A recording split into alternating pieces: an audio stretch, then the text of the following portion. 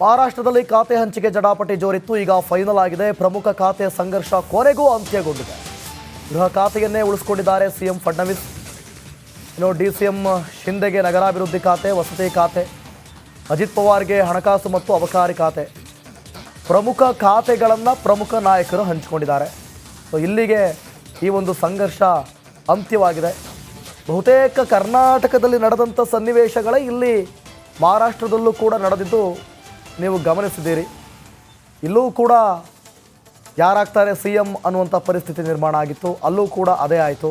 ಅದಾದ ಬಳಿಕ ಸಚಿವ ಸಂಪುಟ ವಿಸ್ತರಣೆಯಲ್ಲೂ ಕೂಡ ಇಲ್ಲೂ ಕೂಡ ಅದೇ ರೀತಿ ಆಯಿತು. ಮಹಾರಾಷ್ಟ್ರದಲ್ಲೂ ಕೂಡ ಅದೇ ರೀತಿ ಸಂಘರ್ಷ ಏರ್ಪಟ್ಟಿತ್ತು. ಈಗ ಗೃಹ ಖಾತೆಯನ್ನು ಸಿ ಎಂ ಫಡ್ನವೀಸ್ ಉಳಿಸ್ಕೊಂಡಿದ್ದಾರೆ.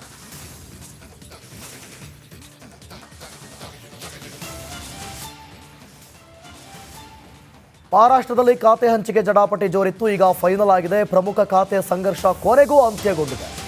ಗೃಹ ಖಾತೆಯನ್ನೇ ಉಳಿಸಿಕೊಂಡಿದ್ದಾರೆ ಸಿಎಂ ಫಡ್ನವೀಸ್. ಇನ್ನು ಡಿಸಿಎಂ ಶಿಂದೆಗೆ ನಗರಾಭಿವೃದ್ಧಿ ಖಾತೆ, ವಸತಿ ಖಾತೆ, ಅಜಿತ್ ಪವಾರ್ಗೆ ಹಣಕಾಸು ಮತ್ತು ಅಬಕಾರಿ ಖಾತೆ. ಪ್ರಮುಖ ಖಾತೆಗಳನ್ನು ಪ್ರಮುಖ ನಾಯಕರು ಹಂಚಿಕೊಂಡಿದ್ದಾರೆ. ಸೊ ಇಲ್ಲಿಗೆ ಈ ಒಂದು ಸಂಘರ್ಷ ಅಂತ್ಯವಾಗಿದೆ. ಬಹುತೇಕ ಕರ್ನಾಟಕದಲ್ಲಿ ನಡೆದಂಥ ಸನ್ನಿವೇಶಗಳೇ ಇಲ್ಲಿ ಮಹಾರಾಷ್ಟ್ರದಲ್ಲೂ ಕೂಡ ನಡೆದಿದ್ದು ನೀವು ಗಮನಿಸಿದ್ದೀರಿ. ಇಲ್ಲೂ ಕೂಡ ಯಾರಾಗ್ತಾರೆ ಸಿ ಎಂ ಅನ್ನುವಂಥ ಪರಿಸ್ಥಿತಿ ನಿರ್ಮಾಣ ಆಗಿತ್ತು. ಅಲ್ಲೂ ಕೂಡ ಅದೇ ಆಯಿತು. ಅದಾದ ಬಳಿಕ ಸಚಿವ ಸಂಪುಟ ವಿಸ್ತರಣೆಯಲ್ಲೂ ಕೂಡ ಇಲ್ಲೂ ಕೂಡ ಅದೇ ರೀತಿ ಆಯಿತು. ಮಹಾರಾಷ್ಟ್ರದಲ್ಲೂ ಕೂಡ ಅದೇ ರೀತಿ ಸಂಘರ್ಷ ಏರ್ಪಟ್ಟಿತ್ತು. ಈಗ ಗೃಹ ಖಾತೆಯನ್ನು ಸಿ ಎಂ ಫಡ್ನವೀಸ್ ಉಳಿಸ್ಕೊಂಡಿದ್ದಾರೆ.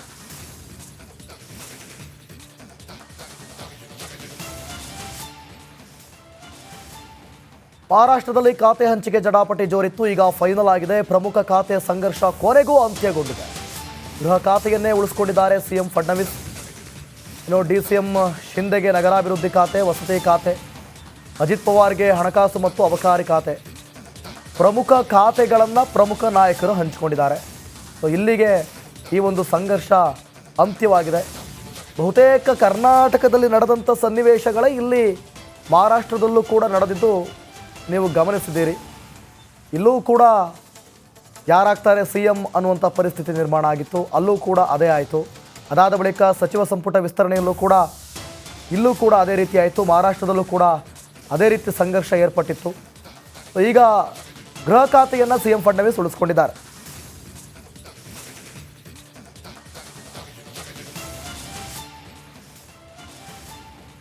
ಇಲ್ಲ ಅಂತ ಅದ್ರ ಹಿಂದಕ್ಕೆ ಪಡಿತೀವಿ ಅಂದಾಗ ಮುಗಿತು ಅಂತ ಭಾಳಷ್ಟು ಘಟನೆಗಳನ್ನು ನಾವು ನೋಡಿದ್ದೀವಲ್ಲ. ಒಂದೊಂದು ದಿವಸ ಎರಡೆರಡು ದಿವಸ ಸದನ ಬಂದಾಗಿದೆ. ನಂತರ ಬಂದು ಸಭಾಧ್ಯಕ್ಷರ ಮುಂದೆ ಸಂಧಾನ ಆಗಿ ಮುಗಿದದ್ದನ್ನು ನೂರಾರು ಘಟನೆಗಳನ್ನ ನೋಡಿದ್ದೀವಿ. ಇದನ್ನು ಮುಂದುವರಿಸೋದು ಎರಡು ಪಾರ್ಟಿಯವ್ರಿಗೆ ಅವಶ್ಯಕತೆ ಇಲ್ಲ, ಬಿಟ್ಟುಕೊಡ್ಬೇಕಂತ ನಮ್ಮ ಹೌದ್ರಿ ಅಂದಿರ್ಬೋದು. ಈಗ ಅವ್ರು ಇಲ್ಲ ಅಂತ ಅದ್ರ ಹಿಂದಕ್ಕೆ ಪಡಿತೀವಿ ಅಂದಾಗ ಮುಗಿತು ಅಂತ ಭಾಳಷ್ಟು ಘಟನೆಗಳನ್ನು ನಾವು ನೋಡಿದ್ದೀವಲ್ಲ. ಒಂದೊಂದು ದಿವಸ ಎರಡೆರಡು ದಿವಸ ಸದನ ಬಂದಾಗಿದೆ. ನಂತರ ಬಂದು ಸಭಾಧ್ಯಕ್ಷರ ಮುಂದೆ ಸಂಧಾನ ಆಗಿ ಮುಗಿದದ್ದನ್ನು ನೂರಾರು ಘಟನೆಗಳನ್ನ ನೋಡಿದ್ದೀವಿ. ಇದನ್ನು ಮುಂದುವರಿಸೋದು ಎರಡು ಪಾರ್ಟಿಯವ್ರಿಗೆ ಅವಶ್ಯಕತೆ ಇಲ್ಲ, ಬಿಟ್ಟುಕೊಡ್ಬೇಕಂತ ನಮ್ಮ ಹೌದ್ರಿ ಅಂದಿರ್ಬೋದು. ಈಗ ಅವ್ರು ಇಲ್ಲ ಅಂತ ಅದ್ರ ಹಿಂದಕ್ಕೆ ಪಡಿತೀವಿ ಅಂದಾಗ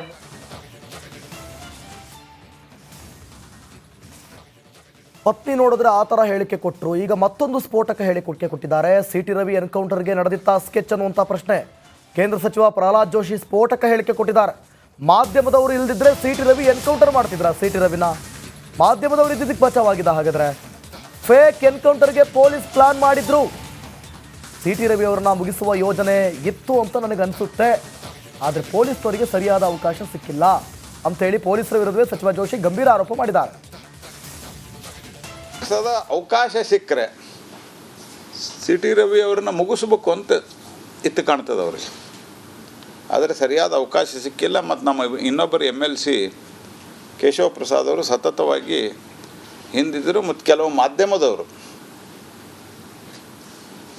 ಅದರಿಂದನೇ ನಮಗೆ ಲೈವ್ ಲೊಕೇಶನ್ ಸಿಗ್ತಾಯಿತ್ತು. ಆ್ಯಕ್ಚುಲಿ ಮಾಧ್ಯಮದವ್ರಿಗೆ ಧನ್ಯವಾದ ಹೇಳ್ಬೇಕಂತ. ರಾತ್ರಿ ಒಳಗೆ ಬೆಳಗಾವಿ ಮಾಧ್ಯಮದವರು ಬೆನ್ನು ಹತ್ತಿ ಮೊಬೈಲ್ದಲ್ಲಿ ಶೂಟಿಂಗ್ ತಕ್ಕೊಂಡು ಅದನ್ನು ಸದಾ ಕಂಪ್ಲೀಟ್ ಡಿಟೇಲ್ ಲೊಕೇಶನ್ ಹಾಕ್ತಾಯಿದ್ರು. ಇಲ್ಲಾಂದರೆ ಬಹುಶಃ ಸಿ ಟಿ ರವಿನ ಫೇಕ್ ಎನ್ಕೌಂಟರ್ ಮಾಡುವಂಥ ವಿಚಾರ ಅಲ್ಲಿನ ಪೊಲೀಸ್ ತಂಡಕ್ಕಿತ್ತು ಅಂತ ನನಗೆ ಅನ್ನಿಸ್ತಾ ಇದೆ.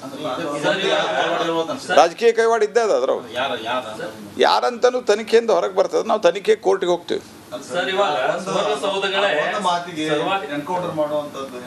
ಬರೀ ಅದು ಒಂದೇ ಕಾರಣ ಅಲ್ಲ, ಅದು ಒಂದೇ ಕಾರಣ ಅಂತ ನಾ ಹೇಳಲ್ಲ. ಈ ರೀತಿ ಒಬ್ಬರನ್ನ ಮಾಡಿಬಿಟ್ರೆ BJP ಯಾವುದೇ ಆಕ್ಟಿವ್. ಸಚಿವೆ ಹೆಬ್ಬಾಳ್ಕರ್ ವಿರುದ್ಧ ರವಿ ಅವಾಚ್ಯ ಪದ ಬಳಕೆ ಕೇಸ್ ಘಟನೆ ಆಗಿದೆ, ಮತ್ತೆ ಮುಂದುವರಿಸುವುದರಲ್ಲಿ ಅರ್ಥ ಇಲ್ಲ. ಬೆಳಗಾವಿ ಉಸ್ತುವಾರಿ ಸಚಿವ ಸತೀಶ್ ಜಾರಕಿಹೊಳಿ ಹೇಳಿಕೆ ಕೊಟ್ಟಿದ್ದಾರೆ. ಈಗಾಗಲೇ ಆಗೋಗಿದೆ. ದೇಶದಲ್ಲಿ ಇಂಥ ಘಟನೆಗಳೇನು ಹೊಸದಲ್ಲ, ಸಂಸತ್ನಲ್ಲೂ ಕೂಡ ಈ ರೀತಿ ಆಗಿದೆ. ಕ್ಷಮೆ ಕೇಳಿದ ಬಳಿಕ ಎಲ್ಲವೂ ಮುಗಿದು ಹೋಗಿದೆ, ನೀವು ಕೂಡ ಮುಗಿಸ್ಬಿಡಿ ಅಂಥೇಳಿ ಜಾರಕಿಹೊಳಿ ಹೇಳಿದ್ದಾರೆ. ಏನು ಹೇಳಿದ್ದಾರೆ ನೋಡೋಣ. ಹೌದ್ರಿ ಅಂದಿರ್ಬೋದು. ಈಗ ಅವ್ರು ಇಲ್ಲ ಅಂತ ಅದ್ರ ಹಿಂದಕ್ಕೆ ಪಡಿತೀವಿ ಅಂದಾಗ ಮುಗಿತು ಇಂಥ ಭಾಳಷ್ಟು ಘಟನೆಗಳನ್ನ ನಾವು ನೋಡಿದ್ದೀವಲ್ಲ.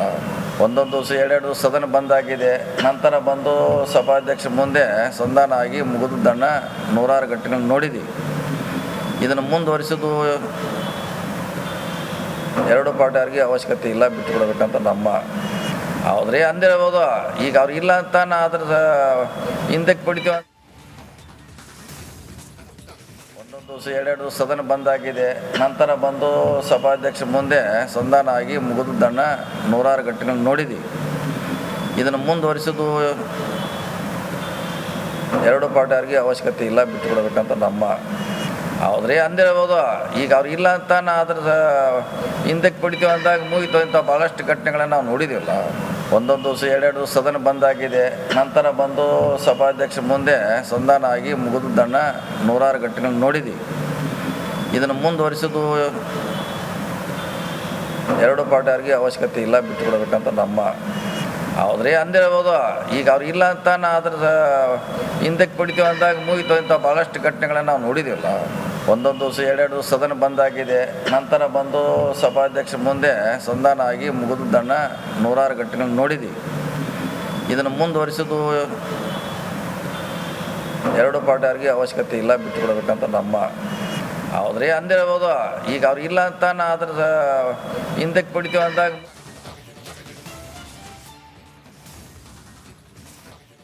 ಪತ್ನಿ ನೋಡಿದ್ರೆ ಆ ಥರ ಹೇಳಿಕೆ ಕೊಟ್ಟರು. ಈಗ ಮತ್ತೊಂದು ಸ್ಫೋಟಕ ಹೇಳಿಕೆ ಕೊಟ್ಟಿದ್ದಾರೆ. CT ರವಿ ಎನ್ಕೌಂಟರ್ಗೆ ನಡೆದಿತ್ತ ಸ್ಕೆಚ್ ಅನ್ನುವಂಥ ಪ್ರಶ್ನೆ. ಕೇಂದ್ರ ಸಚಿವ ಪ್ರಹ್ಲಾದ್ ಜೋಶಿ ಸ್ಫೋಟಕ ಹೇಳಿಕೆ ಕೊಟ್ಟಿದ್ದಾರೆ. ಮಾಧ್ಯಮದವರು ಇಲ್ದಿದ್ರೆ CT ರವಿ ಎನ್ಕೌಂಟರ್ ಮಾಡ್ತಿದ್ರ? CT ರವಿನ ಮಾಧ್ಯಮದವರು ಇದ್ದಿದ್ದಕ್ಕೆ ಬಚಾವಾಗಿದ್ದ? ಹಾಗಾದ್ರೆ ಫೇಕ್ ಎನ್ಕೌಂಟರ್ಗೆ ಪೊಲೀಸ್ ಪ್ಲಾನ್ ಮಾಡಿದ್ರು. CT ರವಿ ಅವರನ್ನ ಮುಗಿಸುವ ಯೋಜನೆ ಇತ್ತು ಅಂತ ನನಗೆ ಅನಿಸುತ್ತೆ. ಆದರೆ ಪೊಲೀಸ್ನವರಿಗೆ ಸರಿಯಾದ ಅವಕಾಶ ಸಿಕ್ಕಿಲ್ಲ ಅಂತೇಳಿ ಪೊಲೀಸರ ವಿರುದ್ಧವೇ ಸಚಿವ ಜೋಶಿ ಗಂಭೀರ ಆರೋಪ ಮಾಡಿದ್ದಾರೆ. ಅವಕಾಶ ಸಿಕ್ಕರೆ CT ರವಿ ಅವ್ರನ್ನ ಮುಗಿಸ್ಬೇಕು ಅಂತ ಇತ್ತು ಕಾಣ್ತದೆ ಅವ್ರಿಗೆ. ಆದರೆ ಸರಿಯಾದ ಅವಕಾಶ ಸಿಕ್ಕಿಲ್ಲ. ಮತ್ತು ನಮ್ಮ ಇನ್ನೊಬ್ಬರು MLC ಕೇಶವ ಪ್ರಸಾದ್ ಅವರು ಸತತವಾಗಿ ಹಿಂದಿದ್ದರು, ಮತ್ತು ಕೆಲವು ಮಾಧ್ಯಮದವರು.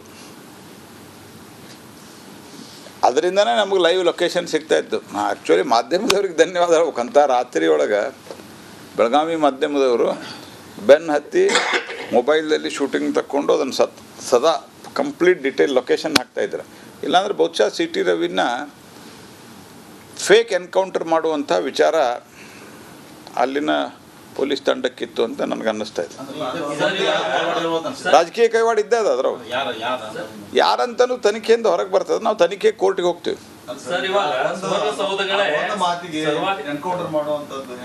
ಬರೀ ಅದು ಒಂದೇ ಕಾರಣ ಅಲ್ಲ, ಅದು ಒಂದೇ ಕಾರಣ ಅಂತ ನಾ ಹೇಳಲ್ಲ. ಈ ರೀತಿ ಒಬ್ಬರನ್ನ ಮಾಡಿಬಿಟ್ರೆ BJP ಯಾವುದೇ ಆಕ್ಟಿವ್. ಸಚಿವೆ ಹೆಬ್ಬಾಳ್ಕರ್ ವಿರುದ್ಧ ರವಿ ಅವಾಚ್ಯ ಪದ ಬಳಕೆ ಕೇಸ್ ಘಟನೆ ಆಗಿದೆ, ಮತ್ತೆ ಮುಂದುವರಿಸುವುದರಲ್ಲಿ ಅರ್ಥ ಇಲ್ಲ. ಬೆಳಗಾವಿ ಉಸ್ತುವಾರಿ ಸಚಿವ ಸತೀಶ್ ಜಾರಕಿಹೊಳಿ ಹೇಳಿಕೆ ಕೊಟ್ಟಿದ್ದಾರೆ. ಈಗಾಗಲೇ ಆಗೋಗಿದೆ. ದೇಶದಲ್ಲಿ ಇಂಥ ಘಟನೆಗಳೇನು ಹೊಸದಲ್ಲ, ಸಂಸತ್ನಲ್ಲೂ ಕೂಡ ಈ ರೀತಿ ಆಗಿದೆ. ಕ್ಷಮೆ ಕೇಳಿದ ಬಳಿಕ ಎಲ್ಲವೂ ಮುಗಿದು ಹೋಗಿದೆ, ನೀವು ಕೂಡ ಮುಗಿಸ್ಬಿಡಿ ಅಂಥೇಳಿ ಜಾರಕಿಹೊಳಿ ಹೇಳಿದ್ದಾರೆ. ಏನು ಹೇಳಿದ್ದಾರೆ ನೋಡೋಣ. ಹೌದ್ರಿ ಅಂದಿರ್ಬೋದು. ಈಗ ಅವ್ರು ಇಲ್ಲ ಅಂತ ಅದ್ರ ಹಿಂದಕ್ಕೆ ಪಡಿತೀವಿ ಅಂದಾಗ ಮುಗಿತು ಇಂಥ ಭಾಳಷ್ಟು ಘಟನೆಗಳನ್ನ ನಾವು ನೋಡಿದ್ದೀವಲ್ಲ. ಒಂದೊಂದು ದಿವಸ ಎರಡೆರಡು ಸದನ ಬಂದಾಗಿದೆ, ನಂತರ ಬಂದು ಸಭಾಧ್ಯಕ್ಷ ಮುಂದೆ ಸಂಧಾನ ಆಗಿ ಮುಗಿದದ್ದನ್ನು ನೂರಾರು ಘಟನೆಗಳನ್ನ ನೋಡಿದ್ದೀವಿ. ಇದನ್ನು ಮುಂದುವರಿಸೋದು ಎರಡು ಪಾರ್ಟಿಯವ್ರಿಗೆ ಅವಶ್ಯಕತೆ ಇಲ್ಲ, ಬಿಟ್ಟುಕೊಡ್ಬೇಕಂತ ನಮ್ಮ. ಹೌದ್ರಿ ಅಂದಿರ್ಬೋದು. ಈಗ ಅವ್ರು ಇಲ್ಲ ಅಂತ ಅದ್ರ ಹಿಂದಕ್ಕೆ ಪಡಿತೀವಿ. ಒಂದೊಂದು ದಿವಸ ಎರಡೆರಡು ಸದನ ಬಂದಾಗಿದೆ. ನಂತರ ಬಂದು ಸಭಾಧ್ಯಕ್ಷ ಮುಂದೆ ಸಂಧಾನ ಆಗಿ ಮುಗಿದದ್ದನ್ನು 100 ಗಂಟೆಗಳನ್ನ ನೋಡಿದ್ದೀವಿ. ಇದನ್ನು ಮುಂದುವರಿಸೋದು ಎರಡು ಪಾರ್ಟಿಯವ್ರಿಗೆ ಅವಶ್ಯಕತೆ ಇಲ್ಲ, ಬಿಟ್ಟುಕೊಡ್ಬೇಕಂತ ನಮ್ಮ. ಹೌದ್ರಿ ಅಂದಿರ್ಬೋದು. ಈಗ ಅವ್ರು ಇಲ್ಲ ಅಂತ ಅದ್ರ ಹಿಂದಕ್ಕೆ ಪಡಿತೀವಿ ಅಂದಾಗ ಮುಗಿತು ಇಂಥ ಭಾಳಷ್ಟು ಘಟನೆಗಳನ್ನು ನಾವು ನೋಡಿದ್ದೀವಲ್ಲ. ಒಂದೊಂದು ದಿವಸ ಎರಡೆರಡು ಸದನ ಬಂದಾಗಿದೆ. ನಂತರ ಬಂದು ಸಭಾಧ್ಯಕ್ಷ ಮುಂದೆ ಸಂಧಾನ ಆಗಿ ಮುಗಿದದ್ದನ್ನು 100 ಗಂಟೆಗಳನ್ನ ನೋಡಿದ್ದೀವಿ. ಇದನ್ನು ಮುಂದುವರಿಸೋದು ಎರಡು ಪಾರ್ಟಿಯವ್ರಿಗೆ ಅವಶ್ಯಕತೆ ಇಲ್ಲ, ಬಿಟ್ಟುಕೊಡ್ಬೇಕಂತ ನಮ್ಮ. ಹೌದ್ರಿ ಅಂದಿರ್ಬೋದು. ಈಗ ಅವ್ರು ಇಲ್ಲ ಅಂತ ಅದ್ರ ಹಿಂದಕ್ಕೆ ಪಡಿತೀವಿ ಅಂದಾಗ ಮುಗಿತು ಇಂಥ ಭಾಳಷ್ಟು ಘಟನೆಗಳನ್ನು ನಾವು ನೋಡಿದ್ದೀವಲ್ಲ. ಒಂದೊಂದು ದಿವಸ ಎರಡೆರಡು ಸದನ ಬಂದಾಗಿದೆ. ನಂತರ ಬಂದು ಸಭಾಧ್ಯಕ್ಷ ಮುಂದೆ ಸಂಧಾನ ಆಗಿ ಮುಗಿದದ್ದನ್ನು 100 ಗಂಟೆಗಳನ್ನ ನೋಡಿದ್ದೀವಿ. ಇದನ್ನು ಮುಂದುವರಿಸೋದು ಎರಡು ಪಾರ್ಟಿಯವ್ರಿಗೆ ಅವಶ್ಯಕತೆ ಇಲ್ಲ, ಬಿಟ್ಟುಕೊಡ್ಬೇಕಂತ ನಮ್ಮ. ಹೌದ್ರಿ ಅಂದಿರ್ಬೋದು. ಈಗ ಅವ್ರು ಇಲ್ಲ ಅಂತ ಅದ್ರ ಹಿಂದಕ್ಕೆ ಪಡಿತೀವಿ ಅಂದಾಗ